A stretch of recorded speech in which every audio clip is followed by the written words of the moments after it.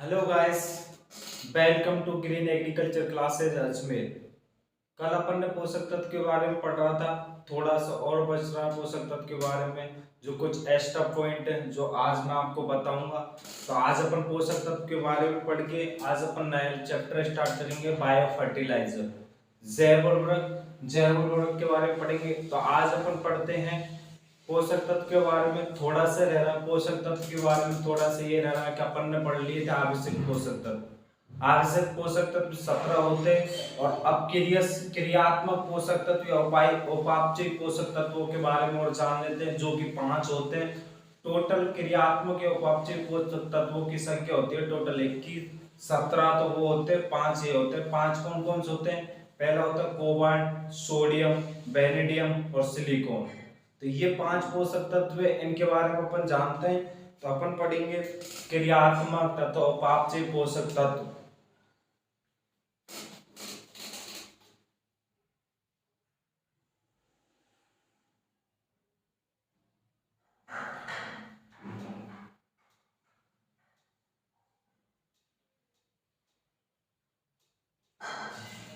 क्रियात्मक तत्व उपापचय पोषक तत्वों के बारे में अपन आज पढ़ते हैं। अभी अपने ये कंप्लीट हो जाएगा आज, और अपना आज नया लेसन भी स्टार्ट हो जाएगा, बायो फर्टिलाइजर। तो अपन पढ़ते हैं क्रियात्मक एवं उपापचय पोषक तत्वों का प्रतिपादन निकोलसन नामक वैज्ञानिक द्वारा किया गया, 1961 में किया गया। और ये क्रियात्मक पोषक तत्व कौन कौन से हैं? ये होते हैं सोडियम, कोबाल्ट, वेनेडियम और सिलिकॉन। तो ये 5 क्रियात्मक या उपापचय पोषक तत्व हैं। तो अपन इनके बारे में लिख लेते हैं। क्रियात्मक पोषक तत्वों का प्रतिपादन निकोलसन नामक वैज्ञानिक द्वारा किया गया।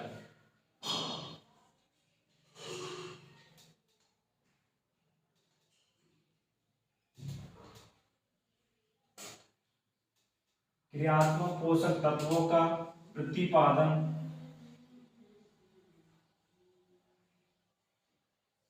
निकोलसन नामक वैज्ञानिक द्वारा 1961 में किया गया।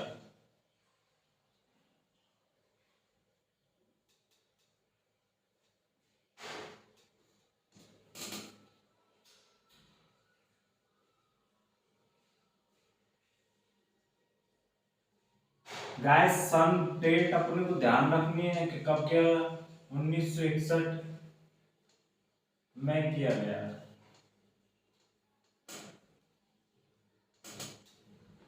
क्रियात्मक पोषक तत्व या उपापचय पोषक तत्व, इनका प्रतिपादन निकोलसन नामक वैज्ञानिक द्वारा 1961 में किया गया।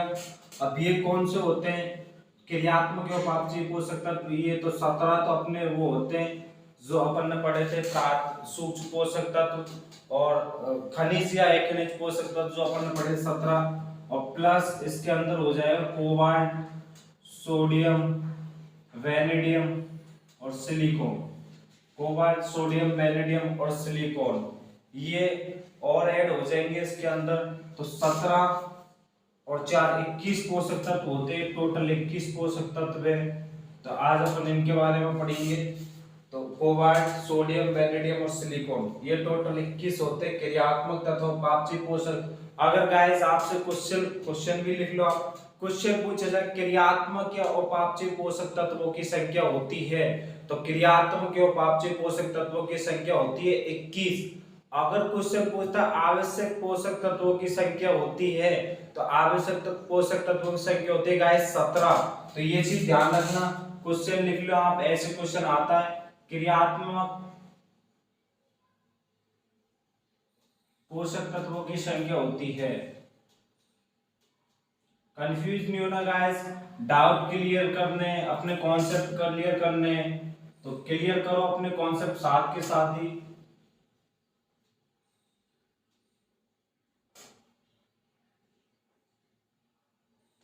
आप इससे पोषक तत्व क्रियात्मक पोषक तत्वों की संख्या होती है। तो गाइस अपन ऑप्शन लिख लेते हैं 17, 20,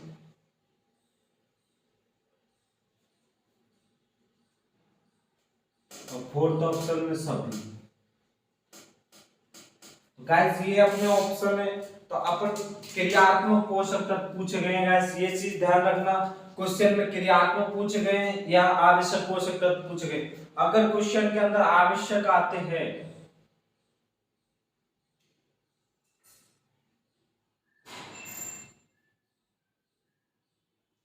आवश्यक पोषक तत्व आते हैं, तो आंसर गाइस आपका 17 जाएगा। आवश्यक पोषक तत्व आएगा तो आंसर गाइस 17 जाएगा।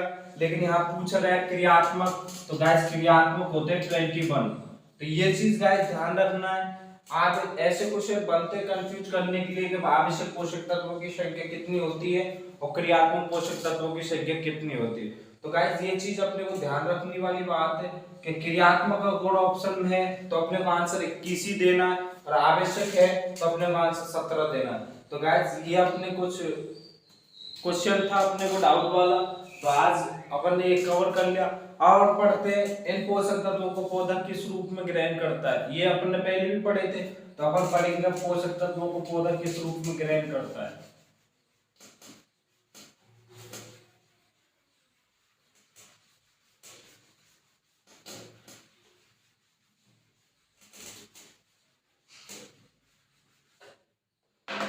तो गाइस इधर लिख लो पोषक तत्व,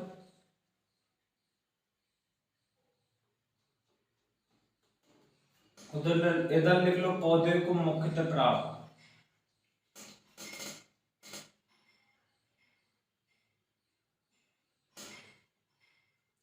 पौधा मुख्यतः ग्रहण करता है। तो गाइस ये चीज अपन लिखेंगे, कौन सा पोषक तत्व कौन से रूप में ग्रहण किया जाता है। तो इन चीजों के बारे में अपन देखते हैं। कोबाल्ट को पौधा CO+2 के रूप में ग्रहण करता है। सोडियम को पौधा Na+ के रूप में ग्रहण करता है, और बेरिलियम को पौधा V+5 के रूप में ग्रहण करता है, और सिलिकॉन को SiO4- के रूप में ग्रहण करता है। तो इसमें अपन गाइस पढ़ते हैं, कोबाल्ट को पौधा CO+2 के रूप में ग्रहण करता है, सोडियम को पौधा Na+ के रूप में ग्रहण करता है। ये चीज गाइस अपन ने पढ़ा था आवश्यक पोषक तत्वों में, तो ये चीज यहाँ पे पूछे जाते हैं। बेरिलियम को पौधा B+5 के रूप में ग्रहण करता है, और सिलिकॉन को पौधा SiOH4-। ये तो गाइस सबसे पूछा गया क्वेश्चन है, सिलिकॉन को पौधा किस रूप में ग्रहण करता है। तो गाइस ये डबल स्टार या डबल एरो करके आपको इंपोर्टेंट करके ये लिख लेना है कि ये पूछा गया क्वेश्चन है, सिलिकॉन को पौधा किस रूप में ग्रहण करता है। तो गाइस इसको डबल स्टार लगा लो।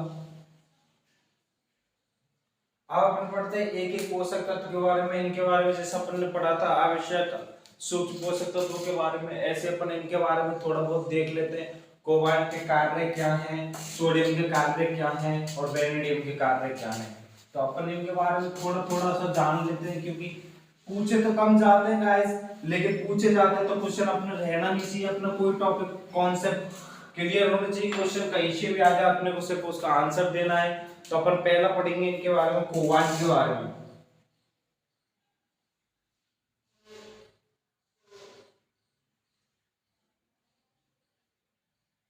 तो गाइस अपन पहला पढ़ते कोबाल्ट के बारे में। कोबाल्ट के कार्य होते हैं, कोबाल्ट विटामिन B12 के निर्माण में सहायक होता है। विटामिन B12 जैसे अपन राइबोफ्लेविन बोलते हैं, B12 के निर्माण में सहायक होता है। यह नाइट्रोजन स्थिरीकरण में भी सहायक होता है। गाइस मैंने आपको टेबल बताई थी नाइट्रोजन स्थिरीकरण की, पॉलीपेप्टाइड अम्ल एमिनो अम्लों में बदल रहे हैं, एमिनो अम्ल अमोनिया में बदल रहा है, अमोनिया NO2- गैस में बदल रहा है, NO2- गैस NO3- में बदल रही है, NO3- गैस बदल रही है N2 गैस में। तो ये गाइस नाइट्रोजन स्थिरीकरण का सीरियल है, जो मैंने आपको बता चुका हूं, मैं बार बार बताने की जरूरत नहीं है, क्योंकि नाइट्रोजन स्थिरीकरण भी इंपॉर्टेंट है। तो ये चीज ध्यान रखना। तो ये कोबाल्ट है जो नाइट्रोजन स्थिरीकरण में भी सहायक होता है। तो ये चीज, इसके दो पॉइंट है, सिर्फ इनके कार्यों के बारे में क्वेश्चन आते हैं। तो इसके दो पॉइंट हैं। नंबर पहला ये है विटामिन B12, जिसे अपन राइबोफ्लेविन भी बोलते हैं। विटामिन B12 के निर्माण में सहायक होता है।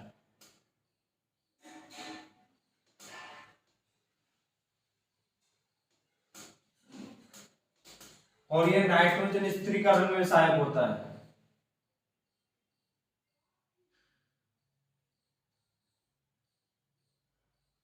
नाइट्रोजन स्थिरीकरण में सहायक। तो गाइस ये चीज अपने को छोटी छोटी चीज ध्यान रखनी है। अब क्वेश्चन आ गया विटामिन बी12 के निर्माण में कौन सा पोषक तत्व सहायक है, और ऑप्शन में कोबाल्ट है। तो गाइस ये चीज अपने को याद होनी चाहिए। वैसे तो अपने सिलेबस से हटके थोड़ा सा, लेकिन फिर भी अपने को पढ़ना है, क्योंकि क्वेश्चन कहीं से भी बन सकता है। जो दिया हुआ सिलेबस है जेड के अकॉर्डिंग देखे जाए, जेड के अकॉर्डिंग ये सिलेबस में है, तो अपन को जेड के अकॉर्डिंग ही पढ़ना है। और अपन 11th 12th के बेसिस पे भी पढ़ रहे हैं, मेनली अपन 11th 12th के बेसिस पे पढ़ रहे हैं, लेकिन कुछ एक्स्ट्रा पॉइंट जो भी अपने को कवर करने हैं, तो ये चीज गाइस ध्यान रखने। अब पढ़ते हैं अपन सोडियम।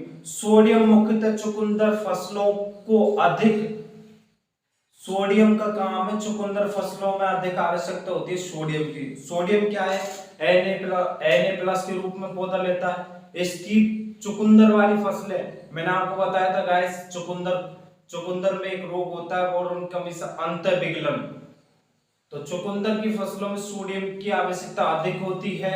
और यह कैम पादप या हेलोफाइट, जहां तापमान कम रहता है, हेलोफाइट पौधों को भी आवश्यक होता है। तो इसके दो पॉइंट है सोडियम के बारे में अपन लिख लेते हैं यहीं पे।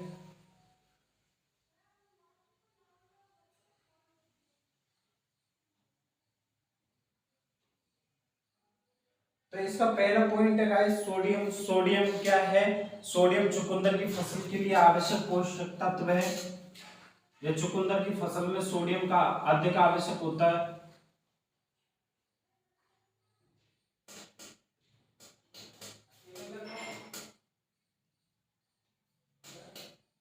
चुकंदर की फसल के लिए आवश्यक है, चुकंदर की फसल में आवश्यक है।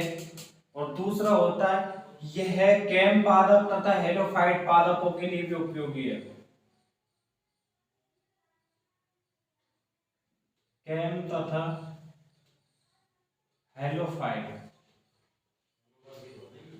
पौधों के लिए आवश्यक। तो गाइस ये चीज अपने को ध्यान रखनी है। हेलोफाइट वो होते हैं जो जहां कम तापमान होता है, कम तापमान में उगने वाले पादपों को हेलोफाइट आवश्यक है। तो गाइस ये सोडियम के बारे में दो पॉइंट अपने को ध्यान रखने हैं। अपन पढ़ते हैं बेनेडियम। बेनेडियम बीजीए, जिसे अपन साइनोबैक्टीरिया बायोफर्टिलाइजर में आएगा, वीजीए के निर्माण में सहायक होता है। बेनेडियम है जो बीजीए, बीजीए का काम होता है नाइट्रोजन का स्थिरीकरण करना। तो बेनेडियम का कार्य है बीजीए के निर्माण में सहायक। बीजीए ज्यादा निर्माण, बीजीए का निर्माण ज्यादा होगा तो नाइट्रोजन स्थिरीकरण अधिक होगा। तो ये बीजीए के नाइट्रोजन स्थिरीकरण में सहायक होता है बेनेडियम। तो बेनेडियम के बारे में अपन को एक पॉइंट रखना है।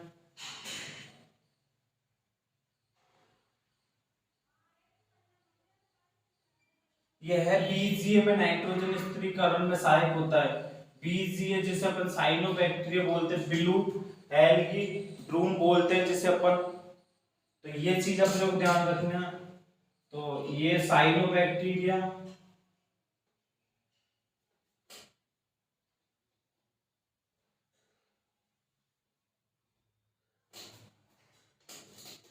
बीजीए के नाइट्रोजन स्थिरीकरण में सहायक।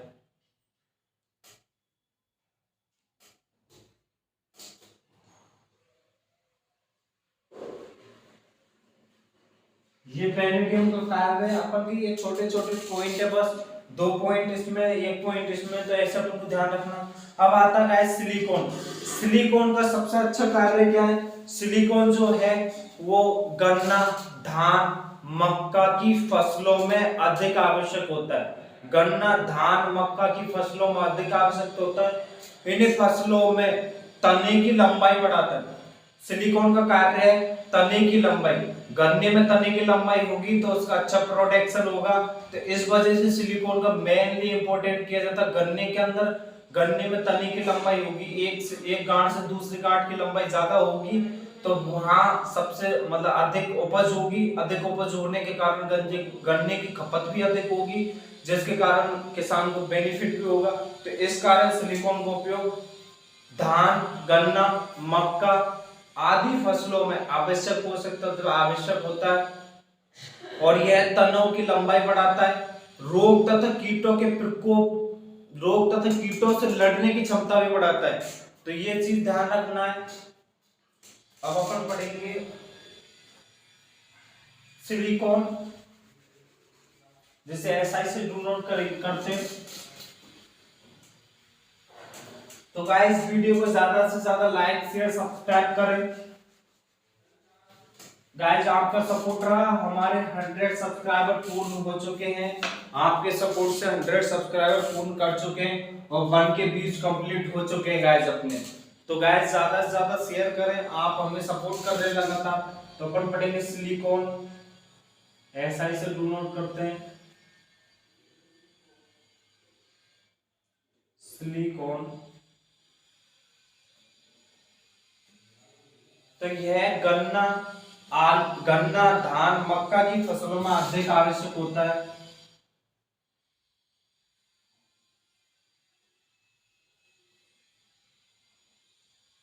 मक्का की फसलों में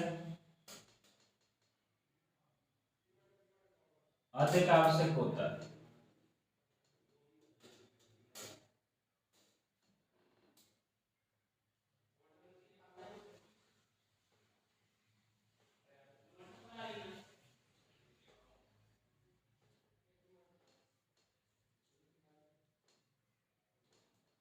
ठीक है गाइस, ये पॉइंट है जो अपने को ध्यान रखने। और एक पॉइंट इसका आता है, यह तने की लंबाई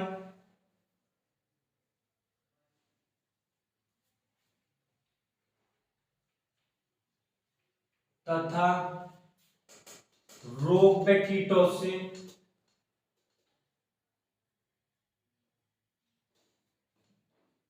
लड़ने की क्षमता प्रदान करता है।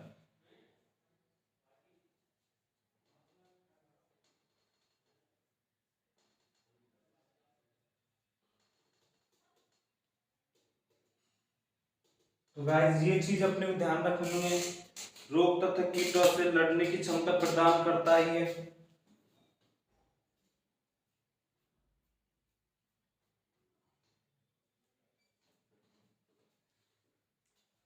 ठीक है गाइस, तो ये हो गए कि कार्य सबके बारे में अपन पढ़ लिया, इतना ही तुमको पढ़ना है। अपन देखते कौन से पोषक तत्व की खोज कौन से वैज्ञानिक ने की, कौन से सन में की। तो वो चीज अपने को याद होनी चाहिए गाइस। तो ये टेबल जो मैं बनवा रहा हूँ गाइस बहुत ही इंपॉर्टेंट है, ये तो आपको रटनी ही पड़ेगी। क्वेश्चन सॉल्व करने के लिए ये टेबल तो आपको गाइस रटनी ही पड़ेगी। तो इधर लिख लो आप पोषक तत्व और इसके आगे लिख लो खोजकर्ता। कौन से पोषक तत्व की खोज किस वैज्ञानिक ने की, तो वो आज अपन पढ़ेंगे और कौन से सन में की। ठीक है गाइस, तो पहला आता कॉपर, पहला आता कार्बन, सॉरी पहला आता कार्बन। कार्बन की खोज 1400 ईस्वी में प्रिस्टल नामक वैज्ञानिक द्वारा की गई। तो पहला लिखेंगे कार्बन, कोष्टक करके लिख देंगे 1400 ईस्वी में प्रिस्टल नामक वैज्ञानिक द्वारा। प्रिस्टल ने की सबसे पहला खोजा गया पोषक तत्व गैस कार्बन।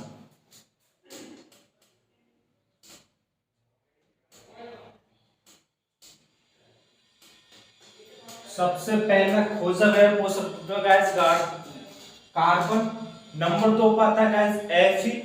एफी की खोज गैस मैंने आपको बताई थी 1843 में की गई ग्रीस नामक वैज्ञानिक द्वारा। यह है सबसे पहला खोजा गया सूक्ष्म पोषक तत्व एफी। एफी की खोज गैस 1843 के अंदर ग्रीस नामक वैज्ञानिक द्वारा की गई। सबसे पहले खोजा गया सूक्ष्म पोषक तत्व गैस एफी, खोजा गया सूक्ष्म पोषक तत्व।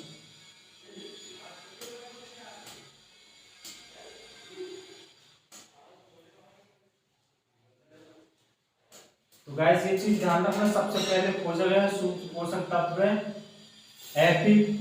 इसके बाद आता है गाइस बोरॉन। बोरॉन की खोज रिंगस्टोन नामक वैज्ञानिक ने की। बोरॉन खोज की गाइस रिंगस्टोन नामक वैज्ञानिक ने। गाइस डेट दे नहीं रखी। रिंगस्टोन ने की बोरॉन की खोज। और बोरॉन की खोज की रिंगस्टोन, रिंगस्टोन भी बोल सकते हैं, ऑब्लिक करके अपन लिख दो रिंगस्टोन। ये कुछ ऐसे नाम आते हैं इनके, रिंगस्टोन भी आता है, रिंगस्टोन भी आता है, दोनों लिख लो। रिंगस्टोन नामक वैज्ञानिक ने बोरॉन की खोज की थी।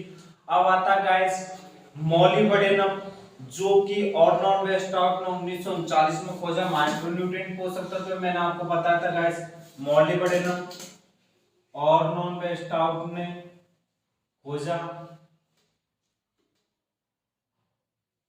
ये गाइस 1939 में खोजा गया पोषक तत्व है ऑर्नोन वेस्टॉक द्वारा। तो गाइस ये चीज अपने को ध्यान रखनी है।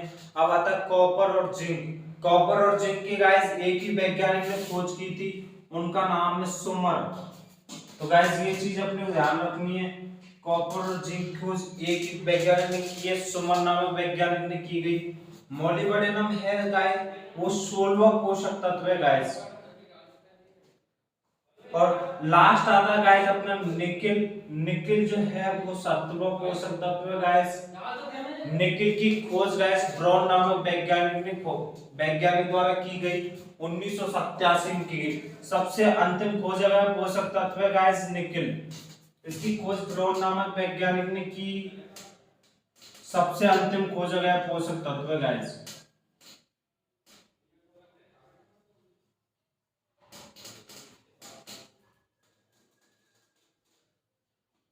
पोषक तत्व।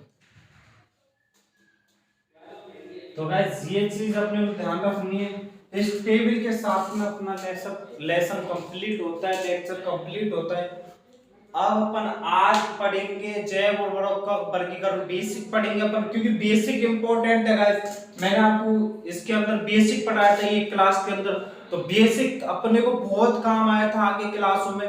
तो गाइस अपने को बेसिक क्लियर रखना है। तो आज अपन जैव बायो फर्टिलाइजर का बेसिक पढ़ेंगे। अपना लेसन यहाँ खत्म होता है। आज अपना दूसरा लेसन जो अपना चल रहा है पोषक तत्व वो भी खत्म हो गया, अपना इरिगेशन कंप्लीट हो गया, दूसरा लेक्चर पोषक तत्व खत्म हो गया। अपना सिलेबस लगभग अच्छा चल रहा है, अपन अच्छे से कवर कर लेंगे।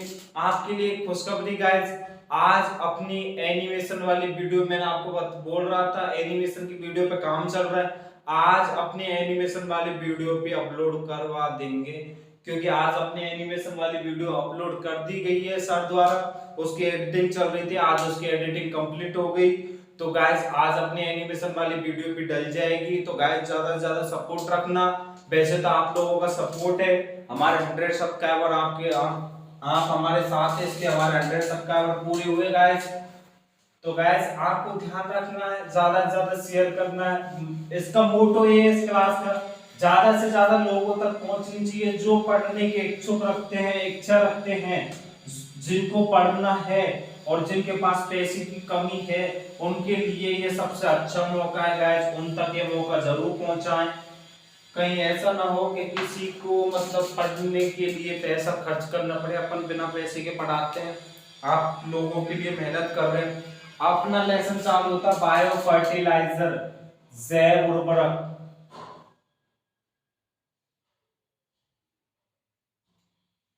बायो फर्टिलाइजर जिसे अपन जैव उर्वरक के नाम से जानते हैं।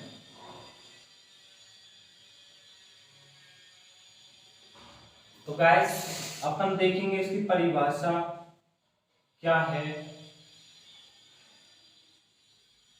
बायो फर्टिलाइजर है क्या चीज वो अपन जानेंगे। तो गाइस बता दूं, बायो फर्टिलाइजर यह सूक्ष्म जीव होते हैं। बायो फर्टिलाइजर जो होता है यह सूक्ष्म जीव होता है जो कि वायुमंडल में नाइट्रोजन का स्थिरीकरण तथा मृदा में उपस्थित अघुलनशील पदार्थों को, अघुलनशील पदार्थ फास्फोरस तथा अन्य पोषक तत्वों को मृदा में घुलनशील बनाते हैं। गाइस क्या होते हैं बायो फर्टिलाइजर? बायो फर्टिलाइजर सूक्ष्म जीव होते हैं जो कि वायुमंडल में उपस्थित नाइट्रोजन तथा फास्फोरस, जो कि वायुमंडल में उपस्थित नाइट्रोजन स्थिरीकरण तथा मृदा में उपस्थित अघुलनशील पदार्थ जैसे फास्फोरस तथा अन्य पोषक तत्वों को मृदा में घुलनशील बनाते हैं उन्हें अपन बोलते हैं बायो फर्टिलाइजर। तो अपन इसकी डेफिनेशन लिख लेते हैं। बायो फर्टिलाइजर यह सूक्ष्म जीव होते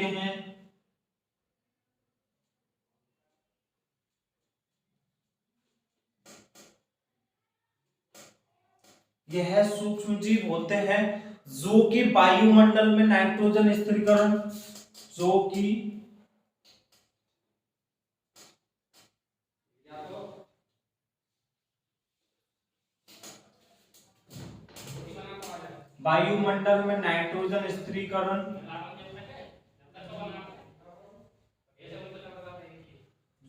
वायुमंडल में नाइट्रोजन स्थिरीकरण तथा मृदा में उपस्थित अघुलनशील पदार्थ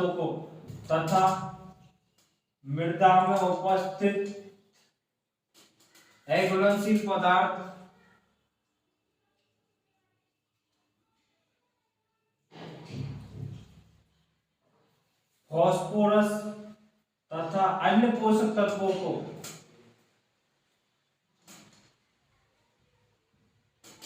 घुलनशील बनाते हैं।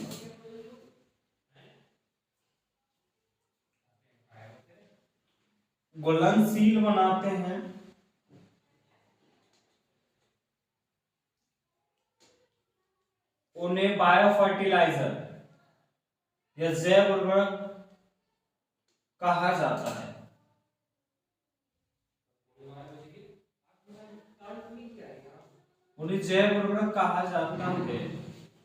तो गाइस ये चीज अपने को डेफिनेशन है, इसकी परिभाषा है।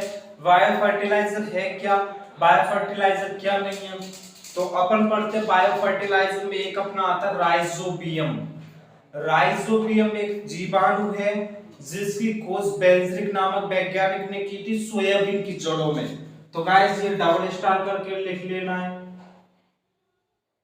राइजोबियम जीवाणु की खोज आता है गाइस, कई बार क्वेश्चन आया है।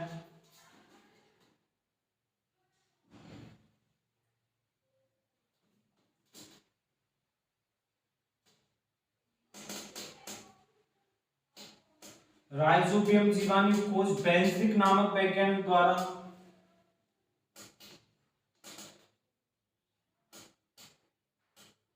सोयाबीन की जड़ों में की गई।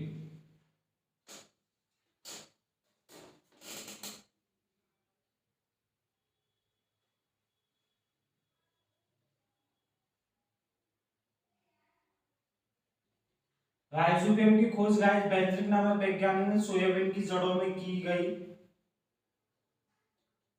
सोयाबीन की जड़ों में इसको देखा गया राइजोबियम को।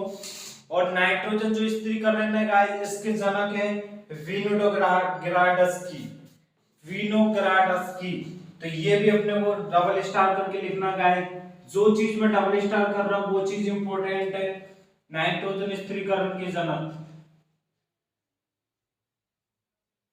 विनोग्राडस्की।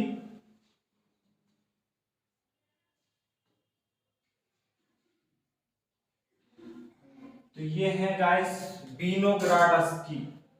ये नाम कुछ अजीब है, आपको याद करना है। विनोग्राडस्की। तो ये गाइस अपने को इंपॉर्टेंट पॉइंट है, ये चीज अपने को याद होनी चाहिए। अब अपन पढ़ते हैं इसका वर्गीकरण। नाइट्रोजन उर्वरकों जैव उर्वरकों का वर्गीकरण पढ़ते हैं अपन, कितने प्रकार के होते हैं, कौन कौन से होते हैं। तो अपन इनका वर्गीकरण पढ़ के इनके बारे में अपन कल पढ़ेंगे। आज अपन इनका वर्गीकरण कंप्लीट करते हैं। बेसिक कंप्लीट करेंगे गाइस। अपना पहला चैप्टर का बेसिक अपने कंप्लीट किया था पहले, अपन इसका बेसिक कर रहे हैं, कल से इसको स्टार्ट करेंगे। तो कल इसको अब अपन आज बेसिक कंप्लीट हो जाएगा, कल अपने को आराम से समझ में आएगा क्या है। राइजोबियम जीवाणु की खोज किसने की गाइस, बेंजरिक नामक वैज्ञानिक द्वारा की गई। यह सोयाबीन की जड़ों में खोजा गया। नाइट्रोजन स्थिरीकरण के जनक कौन है गाइस, विनोग्राडस्की। तो ये चीज अपने ध्यान होनी चाहिए। अपन पढ़ते हैं जैव उर्वरकों का वर्गीकरण।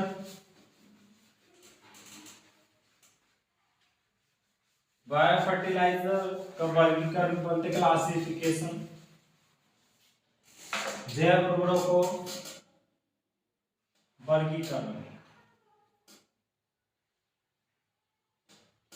तो गाइस अपन पढ़ते हैं वर्गीकरण। दो प्रकार के होते हैं फायर फर्टिलाइजर। पहले होते हैं गाइस नाइट्रोजन स्थिरीकरण करने वाले, दूसरे होते हैं गाइस फास्फोरस स्थिरीकरण करने वाले।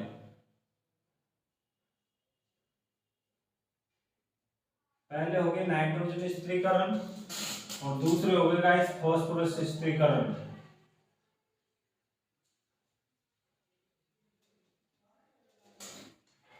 दो प्रकार के होते हैं गाइस, नाइट्रोजन स्थिरीकरण हो गया, फास्फोरस स्थिरीकरण हो गया। नाइट्रोजन स्थिरीकरण गाइस दो प्रकार का होता है। पहला होता है सहजीवी, गाइस दूसरा होता है असहजीवी।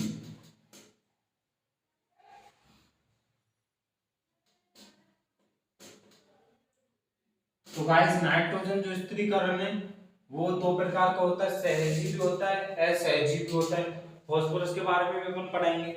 अब गाइस सहजीवी जो होता है वो तीन प्रकार का होता है गाइस। सहजीवी जो होता है वो तीन प्रकार का होता है। पहला होता है गाइस जड़ों में गांठें बनाकर, जड़ों में गांठें बनाकर,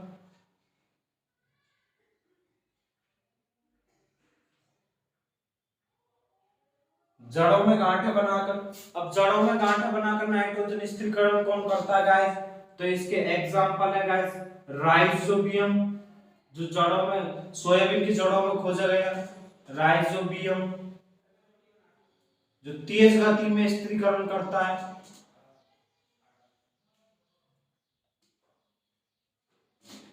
ये तेज गति में करता है। और गाइस इसमें दूसरा है एजोराइजोबियम, ब्रेडी राइजोबियम। इसमें दूसरा है गाइस ब्रेडी राइजोबियम, जो धीमी गति से नाइट्रोजन स्थिरीकरण करता है। ब्रेडी राइजोबियम जो धीमी गति से नाइट्रोजन स्थिरीकरण करता है। तो गाइस ये हो गया। नंबर दूसरा आता है इसके अंदर तने पर गांठें बनाकर। ये तो गाइस हो गया जड़ में गांठें बनाकर।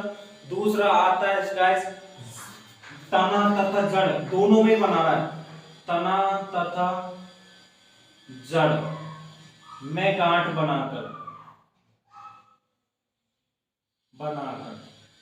तो गाइस ये दूसरा है जड़ तथा तना तथा जड़ में गांठ बनाकर। तो ये होता है गाइस सीएसबीनिया रोस्टाटा। नाम तो सुना ही होगा ढैंचा, ढैंचे का बॉटनिकल नेम है सीएसबीनिया रोस्टाटा। तो ये होता है गाइस, इसका एग्जांपल है सीएसबेनिया,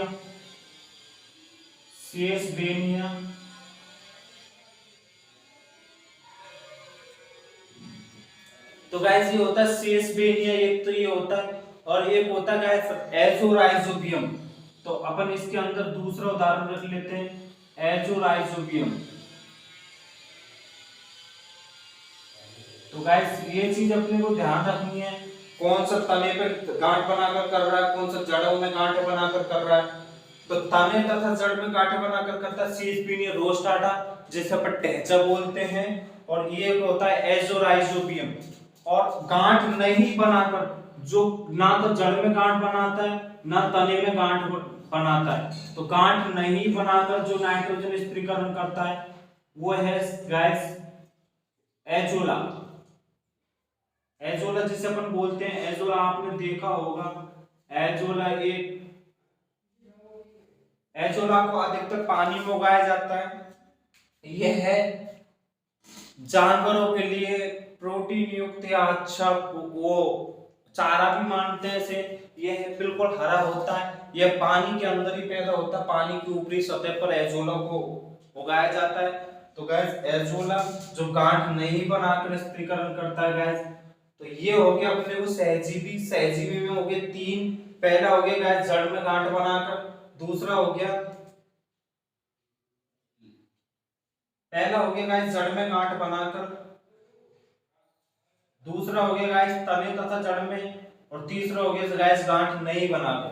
और गाइस अब आता अपना असहजीवी के उदाहरण गाइस अपन देखते हैं। असहजीवी कौन कौन से हैं? असहजीवी में आते हैं guys Azotobacter, Azospirillum, Acetobacter, BGA, Beijerinckia और क्लोस्ट्रीडिया। तो इसमें आता है एसिटोबैक्टर,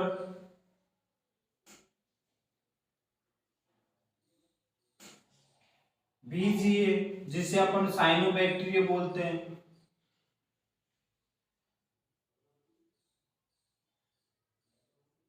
साइनोबैक्टीरिया जिसे अपन बोलते हैं, क्लिस्ट्रीडियम,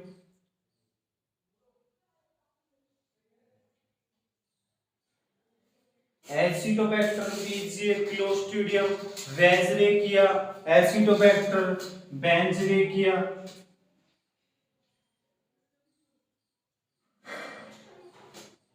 एसिटोबैक्टर,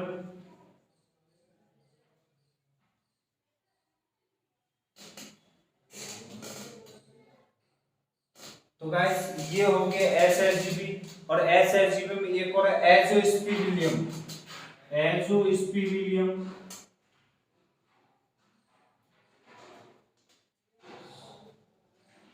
तो गाइस ये सभी एसएसजीबी संबंध है जो मैंने आपको बता दिए। एसएसजीबी में आते हैं गाइस एसिडोबैक्टर, बीजीए जिसे अपन साइनोबैक्टीरिया के नाम से जानते हैं, क्लिस्ट्रीडियम, बेंजरेकिया और एसिडोबैक्टर और एजोस्पिरिलियम, ये होते हैं गाइस एसएसजीबी, ये होते हैं सहजीवी। अब हम पढ़ते हैं फास्फोरस युक्त। तो फास्फोरस युक्त भी गाइस दो प्रकार के होते हैं, फास्फोरस युक्त भी गाइस दो प्रकार के होते हैं। तो इनमें पहला आता है फास्फोरस में घुलनशील, तो पहला आता है गाइस फास्फोरस में घुलनशील,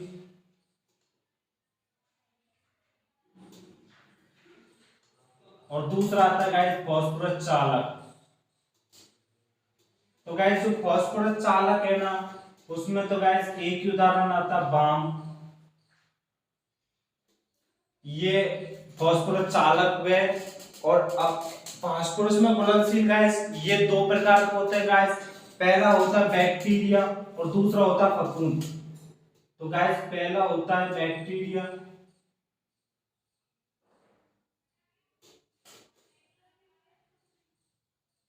तो गाइस पहला होता है बैक्टीरिया। बैक्टीरिया के अंदर गाइस आता है बैसिलस और स्यूडोमोनास, जो कि मैंने गाइस आपको बताया नाइट्रोजन स्थिरीकरण चल रहा था अपना। तो बैसिलस और स्यूडोमोनास NO3 से NO2 गैस में बदलने का कार्य करते हैं बैसिलस और स्यूडोमोनास। दो बैक्टीरिया मैंने आपको वहां बताए थे, नाइट्रेट से N2O गैस में बदलने का कार्य होता है इनका बैसिलस और स्यूडोमोनास। तो गाइस इसके उदाहरण है बैसिलस और गाइस स्यूडोमोनास।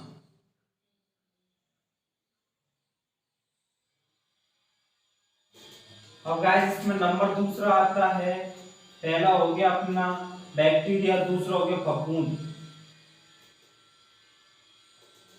तो गाइस फफूंद जो है वो एस्परजिलस नाम की फफूंद होती है और एक पेनिसिलियम। तो ये दो प्रकार की होती है गाइस, फफूंद दो होती है, एस्परजिलस, तो ये होती है एस्परजिलस और पेनिसिलियम, नाम तो सुना ही होगा पेनिसिलियम।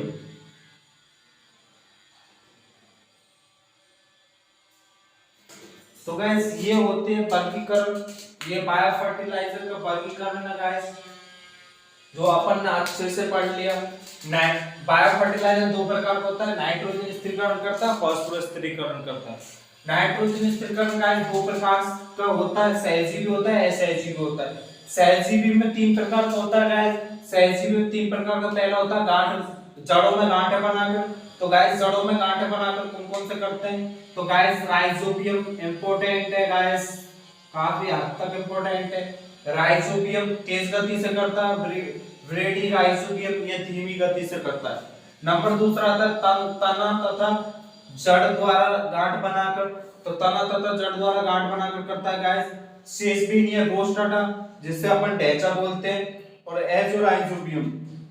तो गाइस ये भी ध्यान रखना। और गांठ नहीं बनाकर, तो गाइस ये एजोला को इसमें नहीं पूछ के ये पूछा जा सकता है जानवरों के लिए या पशुओं के लिए अच्छा चारा कौन सा बायो फर्टिलाइजर का होता है, तो गाइस वो होता है एजोला। एसएजी संबंध गाइस, एसएजी में पहला आता है एसिडोबैक्टर, दूसरा आता है बीजीए, तीसरा आता है क्लोस्ट्रिडियम, चौथा आता है बेंजीक, पांचवा आता है एसिडोबैक्टर और लास्ट आता है एजोस्पिरिलियम। तो गाइस ये हो गए नाइट्रोजन स्थिरीकरण। तो नाइट्रोजन स्थिरीकरण से एसजीपी एसजीपी दोनों हो गए। अब आते हैं गाइस फास्फोरस स्थिरीकरण। फास्फोरस स्थिरीकरण में पहला आता है फास्फोरस घुलनशील और दूसरा आता है फास्फोरस में चालक। तो फास्फोरस घुलनशील गाइस दो प्रकार का होता है, पहला होता है बैक्टीरिया और दूसरा होता है फफूंद।